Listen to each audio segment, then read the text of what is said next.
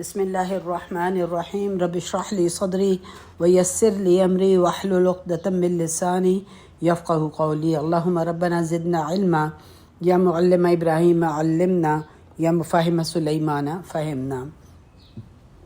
ہم آپ صلی اللہ علیہ وسلم کا اسراء اور معراج والمعراج دونوں کا ذکر کر رہے تھے، تو اب وہ جب ہم نے سارا یہ ڈسکس کر لیا کہ آپ کی کس طرح سے اللہ تعالیٰ سے بات چیت ہوئی، کیا ہوا، تو اس کے بعد اب آپ کا واپسی کا سفر شروع ہوا۔ اب اس کے بارے میں جو ہے ڈیٹیل اویلیبل نہیں ہے، چند واقعات ہیں جو کہ آپ صلی اللہ علیہ وسلم نے جن کے بارے میں بتایا، لیکن کون سی بات پہلے ہوئی یا کون سی بات بعد میں ہوئی اس کے بارے میں بھی انفارمیشن نہیں ہے۔ مسلم احمد کی ایک بڑی لمبی حدیث ہے، بخاری کی بھی ہے، جس میں کہ آپ صلی اللہ علیہ وسلم نے فرمایا کہ مجھے وہاں پہ جنت میں جب آپ وہاں سے گزرے تو وہاں سے کہنے لگے کہ آپ نے فرمایا کہ مجھے بہت اچھی خوشبو آئی، تو میں نے جبریل سے سوال کیا کہ یہ خوشبو کیسی ہے، تو جبریل علیہ السلام نے جواب دیا کہ یہ خوشبو اس عورت کی ہے جو فرعون کی بیٹی اور اس کے بچے فرعون کی بیٹی کی کنگھی کیا کرتی تھی، اور ایک دفعہ ایسا ہوا کہ کہیں کنگھی گر گئی تو اس نے بسم اللہ کہا، تو بیٹی نے اس سے پوچھا کہ تمہارا مطلب ہے میرا باپ، یعنی کیونکہ اس کے خیال میں تو صرف اس کا باپ ہی رب تھا، تو اس عورت نے جواب دیا نہیں، بلکہ تمہارا اور تمہارے باپ کا بھی معبود صرف اللہ ہے، تو تمہارا جو باپ خدا نہیں ہے، یعنی اس کا کہنے کا مطلب یہ تھا کہ تمہارا باپ خدا نہیں ہے۔ تو اس پر اس کی بیٹی نے کہا کہ کیا میں تمہاری یہ بات اپنے باپ کو بتا دوں؟ اس نے کہا ہاں بتا دو۔ کہ تم کیا کہہ رہی ہو؟ اس نے کہا ہاں ضرور بتا دو۔ کہنے لگی کہ اس نے کہا کہ میں اپنے باپ کو بتا دوں کہ تم یہ کہتی ہو کہ تم میرے باپ کے علاوہ بھی کوئی رب ہے، کیونکہ فرعون کیا کہتا تھا، انا ربکم الاعلی، میں ہی سب سے بڑا رب ہوں۔ تو اس کو جب اس نے اپنے باپ کو بتایا تو باپ نے اس عورت کو اپنے پاس بلایا اور اس سے پوچھا کہ کیا تمہیں نے کبھی اس کے علاوہ اور کوئی بھی کہا ہے کہ میرے علاوہ بھی کوئی معبود ہے؟ میرے علاوہ تو کوئی معبود نہیں ہے۔ تو اس نے خاتون نے جواب دیا کہ میرا اور تمہارا رب اللہ ہے۔ فرعون نے حکم دیا کہ آگ جلائی جائے، اور آگ جلائی گئی، اور اس سے کہا کہ اب اپنے بچوں کو جو ایک ایک کر کے اس میں آگ میں ڈالو۔ اب کتنے بچے تھے اس کے بارے میں ڈیٹیل نہیں ہے، لیکن اس خاتون نے کہا کہ ٹھیک ہے، میری ایک تم سے ریکویسٹ ہے، اور وہ یہ ہے کہ جب ہم سب مر جائیں تو ہماری سب کی ہڈیاں اکٹھا تم دفن کر دینا۔ اس پر وہ مان گیا فرعون، اور اس خاتون نے ایک ایک کر کے اپنے بچے آگ میں پھینک دیے، یہاں تک کہ ایک دودھ پیتا بچہ جو تھا وہ رہ گیا۔ تو اس پہ اس کو تھوڑی سی ہیزیٹیشن ہوئی، تو بچہ جو تھا اس نے بچے نے بول کے کہا کہ ماں چھلانگ لگا دو، کیونکہ یہ سزا آخرت کے مقابلے میں کچھ بھی نہیں ہے، لہذا اس عورت نے اس میں چھلانگ لگا دی۔ تو ابن عباس کی روایت ہے کہ انہوں نے بتایا کہ صرف 4 بچوں نے پنگھوڑے میں بات کی، ایک یہ بچہ تھا، ایک عیسیٰ علیہ السلام، ایک جرید تھے، اور ایک ان کے کہنے کے مطابق یوسف علیہ السلام کی گواہی بھی کسی بچے نے دی تھی جو کہ اوتھینٹک نہیں ہے۔ اب یہ کون خاتون تھیں ہمیں نام بھی نہیں پتہ، مگر اللہ تعالیٰ نے اس کی قربانی جو تھی امہ تک پہنچا دی، اور ایک رول ماڈل کی طرح وہ ایک خاتون بن گئیں، اور آج تک امہ جو ہے ان کو یہ پتہ ہے کہ فرعون کی بیٹی کی کنگھی کرنے والی خاتون جو ہیں ان کا انجام کیا ہوا، کہ اللہ تعالیٰ نے ان کی یہ قربانی جو ہے امت تک پہنچا دی۔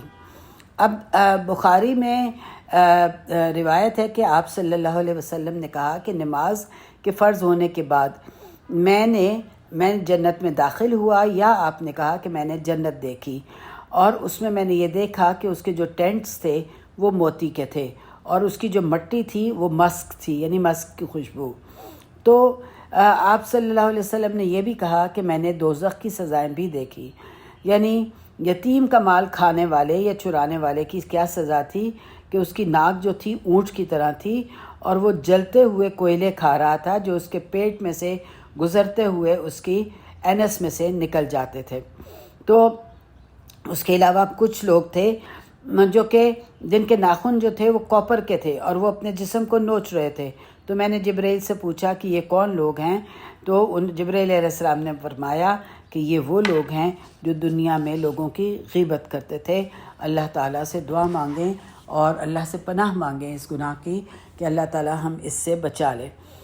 اس کے علاوہ پھر آپ صلی اللہ علیہ وسلم نے دیکھا کہ میں نے کچھ لوگ دیکھے جو کہ تازہ گوشت پڑا ہوا تھا موجود ہونے کے باوجود مگر گندا اور بدبودار گوشت کھا رہے تھے. تو میں نے جبرائیل سے پوچھا کہ جبرائیل یہ کون لوگ ہیں؟ تو انہوں نے بتایا کہ یہ وہ لوگ ہیں جو حلال رشتہ چھوڑ کے حرام رشتے قائم کرتے تھے، یعنی زنا کی سزا ہے. تو اس کے بعد آپ صلی اللہ علیہ وسلم نے دیکھا کہ میں نے کچھ لوگ دیکھے جن کے پیٹ بہت بڑے تھے اور جانور ان کو کچل رہے تھے. تو میں نے جبرائیل سے پوچھا کہ جبرائیل یہ کون لوگ ہیں؟ تو انہوں نے کہا کہ یہ سود کھانے والے لوگ ہیں.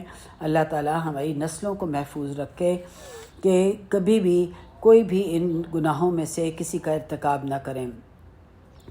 پھر اس کے بعد آپ صلی اللہ علیہ وسلم نے دیکھا کہ کچھ لوگ تھے جو اپنے ہونٹ اور زبان کاپر کی کینچیوں سے کاٹ رہے تھے. تو آپ صلی اللہ علیہ وسلم نے جبرائیل سے پوچھا کہ جبرائیل یہ کون لوگ ہیں؟ تو انہوں نے بتایا کہ یہ وہ لوگ ہیں جو دوسروں کو نیکی کی بات بتاتے تھے مگر خود اس پہ عمل نہ کرتے تھے. انا للہ و انا الیہ راجعون. اللہ تعالیٰ ہم سب کو ایسے گناہوں سے بچا کے رکھے کیونکہ ہمیں نہیں پتہ ہم کب ان گناہوں میں انوالو ہو جاتے ہیں. پھر آپ صلی اللہ علیہ وسلم نے کہا کہ میں نے دجال کو دیکھا اور اس کی ایک آنکھ جو تھی یعنی جو بائیں آنکھ تھی وہ خراب تھی اور انگور کی طرح سے یعنی پھولی ہوئی تھی. اور دجال آپ صلی اللہ علیہ وسلم نے فرمایا کہ میں تم لوگوں کو بتا رہا ہوں کہ دجال ایک آنکھ والا ہے. اب یہ چند واقعات ہیں اور آپ جو تھے اس کے بعد واپس یروشلم واپس آئے جہاں پہ آپ نے براق کو باندھا ہوا تھا اور اس پر سوار ہو گئے. تو یہاں سے ہمیں یہ پتہ چلتا ہے کہ براق جو تھا وہ صرف دنیا کے سفر کے لیے یعنی مکہ سے بیت المقدس تک استعمال ہوا اور آسمانوں کا جو سفر تھا وہ معراج کہلاتا ہے، وہ علیحدہ تھا. تو آپ دوبارہ اس پر سوار ہو کر مکہ واپس پہنچ گئے. آپ نے بتایا کہ میں نے واپسی پہ جب میں آ رہا تھا تو میں نے قریش کے 3 کیراوینز دیکھے یعنی قافلے دیکھے اور ان قافلوں میں آپ نے جو خاص چیزیں دیکھیں کہ ایک کسی قافلے والے کا اونٹ کھو گیا تھا اور وہ اونٹ ڈھونڈ رہا تھا، دوسرے قافلے والے کہیں سے پانی پی رہے تھے تو آپ صلی اللہ علیہ وسلم نے بھی وہاں سے پانی پی لیا. تو یہ سب یہ چیزیں آپ نے دیکھی. آپ مکہ پہنچ کر سو گئے اور حرم ہی میں جاگے. اس سے یہ بھی پتہ چلتا ہے کہ آپ کا جو سفر تھا وہ حرم سے شروع ہو کر بیت المقدس اور پھر واپس مکہ کی یعنی پھر بیت المقدس کی طرف گھر کی طرف تھا. آپ ایک مسجد سے دوسری مسجد جو ہے آپ نے سفر کیا وہ براق پر کیا. آپ نے خود یہ بات اپنی زبانی سب لوگوں کو بتائی. اب ہوا یہ کہ جب آپ صلی اللہ علیہ وسلم واپس آئے اور آپ بہت پریشان تھے. آپ پریشان تھے کہ میں یہ بات اب لوگوں کو کیسے بتاؤں کہ کیونکہ اللہ تعالیٰ کا حکم ہو چکا تھا کہ آپ نے یہ بات لوگوں کو بتانی ہے، لیکن آپ بہت پریشان تھے کہ لوگ کیا کہیں گے اور کوئی ہو سکتا ہے کہ لوگ مجھے ریجیکٹ بھی کر دیں. اور میں اسی پریشانی میں بیٹھا ہوا تھا، سوچ رہا تھا. میں نروس بھی تھا، غمگین بھی تھا اور انگزائٹی بھی تھی کہ اللہ کا جو دشمن جو تھا ابو جہل وہ میرے پاس سے گزرا اور اس نے مجھے اس حال میں دیکھا اور اس نے مجھ سے کہا کہ تمہیں کیا پریشانی ہے کہ تو میں نے اس کو یہ بتایا کہ میرے ساتھ یہ ہوا ہے کہ میں بیت المقدس گیا تھا. تو ابو جہل جو ہے اس بات پہ اس نے کہا کہ تمہارا کہنے کا مقصد یہ ہے کہ تم راتوں رات بیت المقدس گئے اور تم اب ہمارے پاس درمیان راتوں رات واپس بھی لوٹ آئے ہو اور ہمارے درمیان ہو. آپ صلی اللہ علیہ وسلم نے کہا ہاں. تو اس نے ابو جہل نے کہا کہ کیا تمہاری یہ بات لوگوں کو بتاؤں؟ کہ تم کیا کہہ رہے ہو، کیا تم یہ بات لوگوں کو بھی بتاؤ گے؟ تو آپ صلی اللہ علیہ وسلم نے کہا ہاں میں بتاؤں گا۔ اس پر ابو جہل نے بہت زور کی آواز لگائی اور کہا کہ اے قریش کے لوگوں، آؤ اور یہ بات سنو۔ اور جب اس نے یہ اس طرح سے آواز لگائی تو لوگ جمع ہونا شروع ہو گئے، اور ابو جہل نے کہا کہ اب ان کو بتاؤ جو تم نے مجھے بتایا ہے۔ اور آپ نے سب کو اسرا کی بات یعنی کہ بیت المقدس جانے کی بات بتائی، معراج کی بات نہیں بتائی۔ بیت المقدس میں کیا ہوا انہوں نے بتایا کہ میں نے کس طرح سے نماز پڑھی۔ تو لوگوں کا مختلف ریاکشن تھا، کچھ لوگوں نے تو ہنسنا شروع کر دیا، کچھ لوگوں نے مذاق میں تالیاں بجانی شروع کر دیں، اور مختلف رویے تھے۔ لیکن ایک شخص جو کہ بیت المقدس سے ہو کر آیا ہوا تھا، اس نے آپ صلی اللہ علیہ وسلم نے کہا کہ اچھا تم مجھے بتاؤ کہ بیت المقدس کیسا ہے، کیونکہ سب لوگ جانتے تھے کہ آپ صلی اللہ علیہ وسلم اس سے پہلے کبھی بیت المقدس نہیں گئے ہیں۔ تو میں نے ان کو بتانا شروع کیا، مگر جو وہ سوال کر رہے تھے یعنی کہ مختلف سوال تھا کہ یہ کیسا تھا، یہ کیسا تھا، تو یہ اب سب کچھ آپ صلی اللہ علیہ وسلم کو یاد نہیں تھا، کیونکہ رات کا وقت تھا، آپ تو رات کے وقت گئے تھے اور آپ نے نماز پڑھی تھی۔ تو جب وہ بیت المقدس کی ڈیٹیلز مانگ رہے تھے تو آپ صلی اللہ علیہ وسلم کو نہیں پتہ تھی۔ تو آپ صلی اللہ علیہ وسلم کہتے ہیں کہ میں پہلی دفعہ، یعنی کبھی ایسا نہیں ہوا تھا، میں پہلی دفعہ خوفزدہ ہوا کہ ایسے نہ ہو کہ میرے لوگ مجھے چھوڑ دیں۔ اور ڈیٹیلز آپ کو اتنی یاد نہیں تھیں، رات کا وقت تھا، صرف آپ نے نماز پڑھی تھی۔ تو آپ یہ کہتے ہیں کہ میں پریشان تھا کہ میں نے دیکھا کہ بیت المقدس کو میرے سامنے لا کر کھڑا کر دیا گیا، یعنی کوئی ایک تھا عقیل کا گھر، یعنی یہ ان کا وہی گھر تھا جس میں آپ صلی اللہ علیہ وسلم پلے بڑے تھے۔ عقیل کے گھر میں کے سامنے میں جو میرا اپنا گھر تھا، وہاں پہ بیت المقدس جو تھا وہ میرے سامنے کھڑا کر دیا گیا، اور مجھ سے پھر جو سوال پوچھتا تھا میں ان کو وہ سب کا سب بتاتا جا رہا تھا۔ اور جب میں نے ساری ڈیٹیلز ان کو بتا دی تو اس نے کہا کہ یہ تو بالکل صحیح ہے۔ اور آپ نے یہ بھی بات بتائی کہ میں نے قریش کے 3 قافلے دیکھے تھے، جس میں سے ایک کا اونٹ کھو گیا تھا، جس نے فلان جگہ سے پانی پیا تھا، میں نے بھی پانی پیا تھا۔ تو ابو جہل نے کہا کہ اگر تم کہتے ہو یہ ایک بات کہہ رہے ہو، اگر سچے ہو تو اس قافلے کو جو سب سے پہلے تھا اس کو تو یہاں پہنچ جانا چاہیے، مکہ میں داخل ہو جانا چاہیے۔ اور عین اسی لمحے وہ قافلہ جو تھا مکہ میں داخل ہو گیا۔ اور ابو جہل نے جب یہ دیکھا تو ابو جہل نے کہا کہ نہیں یہ تو جادو ہے، یہ تو سحر ہے، یعنی اس نے اس بات کو ماننے سے انکار کر دیا جو کہ آپ صلی اللہ علیہ وسلم بالکل صحیح آپ کو سب کو لوگوں کو بتا رہے تھے۔ تو یہاں پہ پھر ابو جہل جو تھا وہ ابو بکر صدیق رضی اللہ عنہ کے پاس گیا، اور اس نے جا کے حضرت ابو بکر صدیق سے کیا کہا، یہ کہا کہ ابو بکر صدیق سے یہ کہا کہ کیا تم جانتے ہو کہ تمہارا دوست کیا کہہ رہا ہے؟ تو ابو بکر صدیق نے کہا کہ وہ کیا کہا ہے، نہیں مجھے نہیں پتا۔ تو کہنے لگا کہ وہ کہتا ہے کہ وہ بیت المقدس گیا، راتوں رات بیت المقدس گیا، جو کہ اس زمانے میں 1 ماہ کا سفر تھا۔ اور پھر اس نے یہ کہا کہ وہ یہ بھی کہتا ہے کہ وہ راتوں رات واپس بھی آ گیا، جو 1 اور ماہ کا سفر تھا، یعنی 1 رات میں، یعنی 2 مہینوں کا سفر انہوں نے 1 رات میں کر لیا ہے۔ اس پر ابو بکر صدیق رضی اللہ عنہ نے جواب دیا کہ اگر وہ یہ کہہ رہے ہیں تو یہ سچ ہے۔ تو ابو جہل نے حیرانگی سے ان سے پوچھا کہ کیا تم اس بات کی تصدیق کرتے ہو کہ وہ راتوں رات ہو کر آ گئے ہیں؟ تو حضرت ابو بکر صدیق رضی اللہ عنہ نے جواب دیا کہ میں تو اس سے زیادہ اور حیران کن بات ہے اس کی بھی تصدیق کرتا ہوں، اور وہ اس سے زیادہ حیران کن بات یہ ہے کہ وہ کہتے ہیں کہ آسمانوں سے میرے پر وحی اترتی ہے اور میں اس کی بھی تصدیق کرتا ہوں، تو یہ کون سی حیران کن بات ہے؟ اس پر حضرت ابو بکر کو کیا لقب دیا تھا آپ صلی اللہ علیہ وسلم نے؟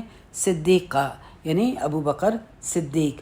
تو یہ جو سارا آپ صلی اللہ علیہ وسلم کا اسرا کا سفر ہے، یعنی اس کا یعنی کہ مکہ سے بیت المقدس، جیسے میں نے آپ کو پہلے بتایا کہ مکہ سے بیت المقدس کا سفر جو ہے وہ اسرا کہلاتا ہے، اور بیت المقدس سے آسمانوں کا سفر جو ہے وہ معراج کہلاتا ہے۔ تو اسراء کا جو سفر کا ذکر ہے وہ قرآن کی جو صورت ہے بنی اسرائیل اس میں ہے، اگرچہ صرف ایک ہی آیت ہے لیکن وہ پہلی اس کی آیت ہے۔ اور پھر سورہ نجم میں معراج کا ذکر ہے کہ معراج کا کافی تفصیلی ذکر ہے۔ انشاءاللہ اللہ نے چاہا تو سورہ نجم کی بھی تفسیر ہم سنیں گے، اور اس میں اس سفر کی پھر جو ڈیٹیلز ہیں وہ بھی ڈسکس ہوں گی۔ تو یہاں پہ یہ اب سوال پیدا ہوتا ہے کہ کیا آپ صلی اللہ علیہ وسلم نے اللہ کو دیکھا؟ تو اس کے بارے میں کنٹروورسی ہے۔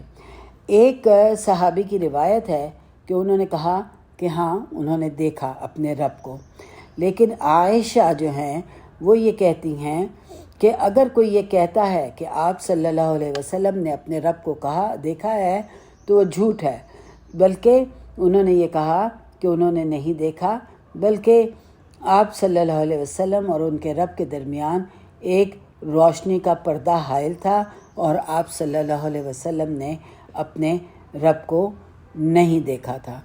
بہرحال یہاں پہ اسراء والمعراج کا جو سفر تھا وہ آپ کا ختم ہوا اور آپ مکہ واپس آ گئے، اور مکہ واپس آ کر آپ جانتے ہیں کہ کیونکہ وہ طائف کا سفر گزر چکا ہوا تھا اور طائف میں جو کچھ ہو چکا ہوا تھا اس کے بعد آپ فائنل ایگزٹ کیونکہ مکہ سے کر گئے ہوئے تھے اس لیے واپس نہیں آ سکتے تھے۔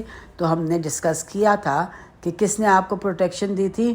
مطعم بن عدی نے آپ کو پروٹیکشن دی تھی، لیکن آپ کو اس بات پر اطمینان نہ تھا، اس لیے آپ مختلف طریقے سوچنا شروع ہو گئے کہ آپ کہاں جائیں، یا ٹرائب بدل لیں، یا کہیں آپ نے کئی جگہ کوشش کی کہ آپ کو کوئی ٹرائب قبول کر لے، لیکن بہت سی ٹرائبز نے انکار کر دیا اور آپ کو قبول نہیں کیا۔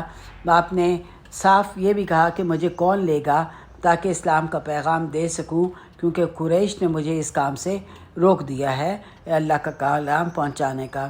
لیکن بہت سے لوگ قبیلے جو تھے انہوں نے انکار کر دیا، جیسے قبیلہ کندہ تھا، قبیلہ بنو قلب تھا، بنو حنیفہ تھا، اور عامر بن ساسا کا قبیلہ تھا۔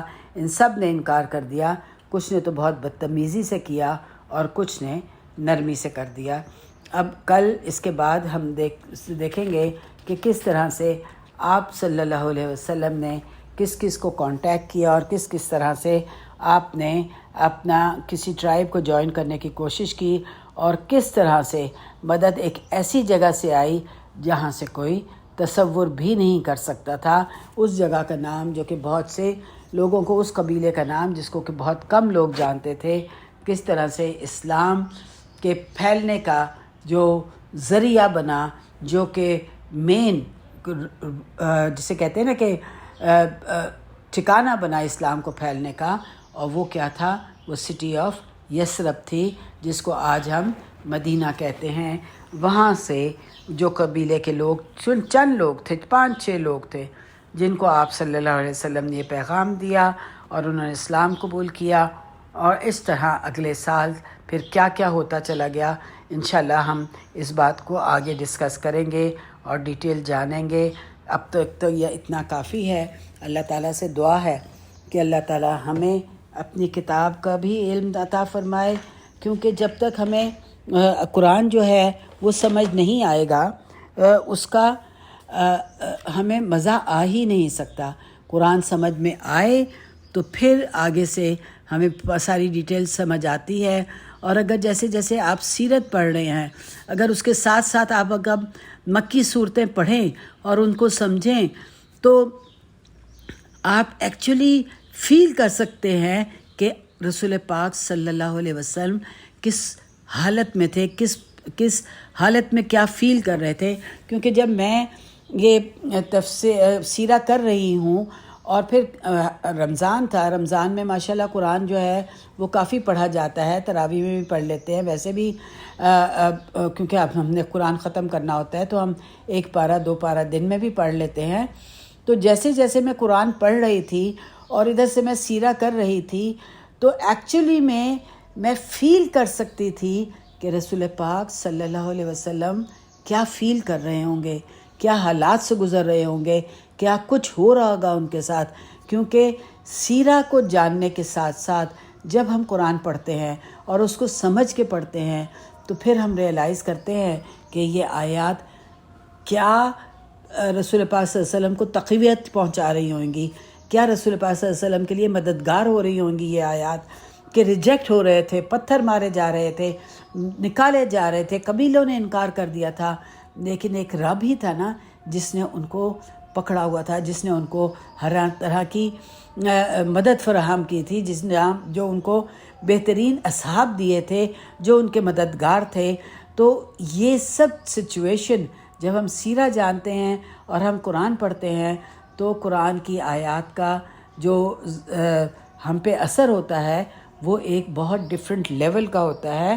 آپ خود آزما کے دیکھ لیں کہ آپ سیرہ پڑھیں اور آپ مکی صورتوں کے اوپر غور و فکر کریں تو آپ کو خود احساس ہوگا کہ رسول پاک صلی اللہ علیہ وسلم کن تکلیفوں سے گزر رہے تھے اور کیا تھا، صرف ہم تک یہ پیغام پہنچانے کے لیے.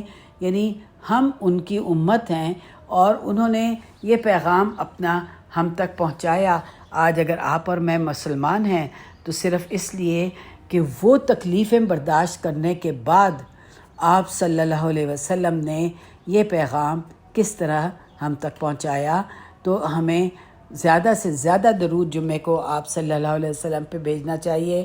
آپ صلی اللہ علیہ وسلم نے خود کہا کہ جمعے کو مجھ پہ زیادہ سے زیادہ درود بھیجو.